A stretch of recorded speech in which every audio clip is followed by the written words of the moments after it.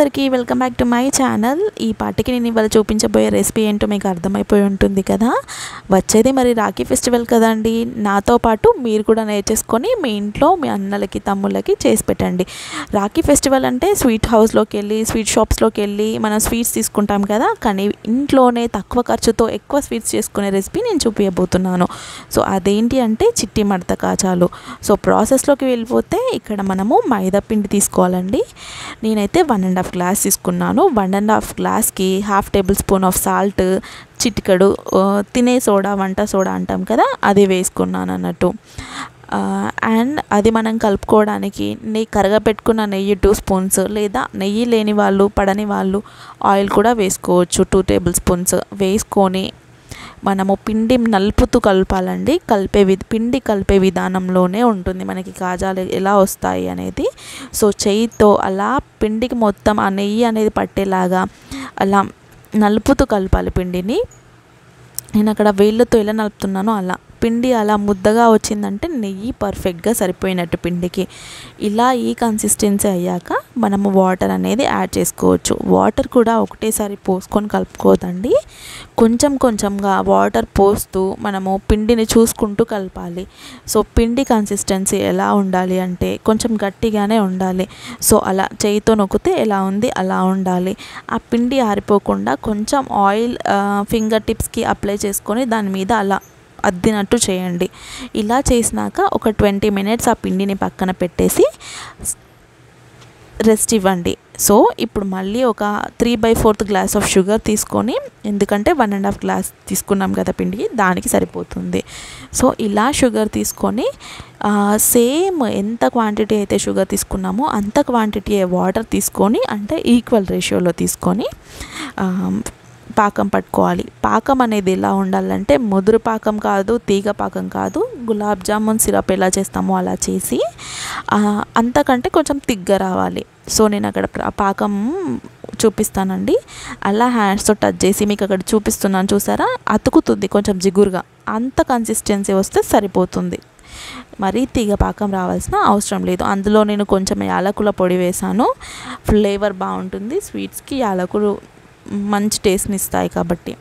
So మనకి syrup ready అయిపోయిందండి. Stove off చేసి దాన్ని పక్కన పెట్టుకొని ఇప్పుడు కాజాలు చేసుకునే ప్రాసెస్ చూద్దాము. మనం చపాతీ పిండికి ఎలాగైతే పిండిని ముద్దను తీసుకుంటామో అంత పిండి ముద్ద తీసుకొని కోలతో కొంచెం పిండి పోస్తూ, అంటే అద్దుకుంటూ, ఎందుకంటే మైదా పిండి కాబట్టి ఆ పిండి వేసి మనము చపాతీ అనేది అలా చేసుకోవాలి పల్చగా. సో ఆ చపాతీ చేసుకున్నాక మనకి పొరలుగా రావాలి అంటే ఆ చపాతీ మీద కూడా మొత్తం పిండి చల్లి రాయాలండి చేతులతో. అలా నేను చూపిస్తున్నాను కదా మీకు వీడియోలో, అలా పిండి చల్లి దాన్ని మంచిగా అప్లై చేయండి. ఎందుకంటే మీరు రోల్ చేస్తారు కదా, వాటిని చుడతారు కదా, అప్పుడు పొరలుగా నూనెలో వేస్తే అతుక్కోకుండా ఉంటాయి అన్నట్టు. సో అలా రాసాక ఇక్కడ ఫస్ట్ స్టార్టింగ్లో మనకి కొంచెం ఇబ్బంది అవుతుంది, బట్ కొంచెం టర్న్ చేస్తే మనకు రోల్ అనేది కరెక్ట్గా వస్తుంది. సో అలా నెమ్మదిగా రోల్ చేసుకోవాలి. రోల్ చేసుకొని ఆ కొసలు అనేటిది మనకి పిండి నూనెలో వేస్తే ఇచ్చుకోకుండా ఉండడానికి కొంచెం వాటర్తో చేయి తడి చేసుకొని ఆ రోల్ని మీరు కంప్లీట్గా అతకపెట్టుకోండి. నేను అక్కడ వీడియోలో చూపిస్తాను కదా, ఎగ్జాక్ట్లీ అదే ప్రాసెస్లో మీరు కూడా చేయండి. ఆ పిండి ఇప్పుడు మనకి మైదా పిండి ఆల్రెడీ చల్లుకున్నాం, వాటర్ పోసాం కాబట్టి ఇంకా మంచిగా అతుక్కుంటుంది. ఎడ్జెస్ అనేది కట్ చేసి, ఇక్కడ చూసారా ఎంత సైజులో కట్ చేస్తున్నానో, పెన్సిల్ సైజులో, జస్ట్ ఫింగర్ సైజులో కట్ చేసుకోవాలన్నట్టు.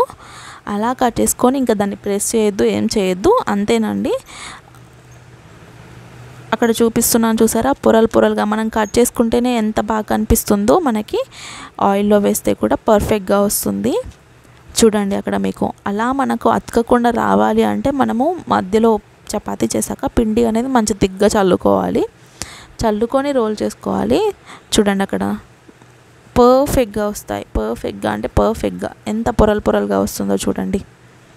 సో అన్నీ అదే విధంగా ఆ పిండి మొత్తం చపాతీలు చేసుకొని రోల్స్ చేసుకొని కట్ చేసుకొని పెట్టుకోవాలి చిట్టి కాజాలకి. చూసారా నేను అంతా ఒకసారి చేసుకున్నాను. సో అలా మొత్తం అన్నీ రెడీ అయ్యాకనే మీరు స్టవ్ పెట్టుకోండి.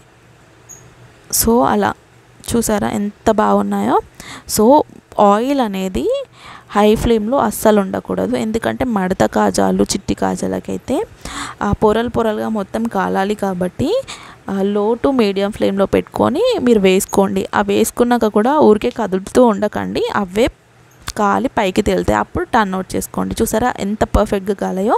ఇప్పుడు వేడి తీసి అదే సిరప్లో వేసేసి కొద్దిసేపు ఉంచండి, ఒక 5 మినిట్స్ అలా ఉంచి తీసేసేయడమే బయటికి. ఒక 5 మినిట్స్ ఉంచి తీసేసేయండి చాలండి. చాలా జ్యూసీగా మంచిగా లోపటి వరకు జ్యూస్ వెళ్ళి చాలా పర్ఫెక్ట్గా వస్తుంది. మీరు ట్రై చేయండి, ఎలా వచ్చిందో కమెంట్స్లో చెప్పండి. హోప్ ఈ వీడియో మీకు నచ్చింది అనుకుంటున్నాను. నచ్చితే please like, share, comment and subscribe. చాలామంది వీడియోస్ చూస్తున్నారు, లైక్ చేయడం మర్చిపోకండి. మీరు ఇచ్చే సపోర్టే నాకు ఇంకా వీడియోస్ చేయాలనే ఎంకరేజ్మెంట్లా ఉంటుంది. Thanks for watching. బాయ్.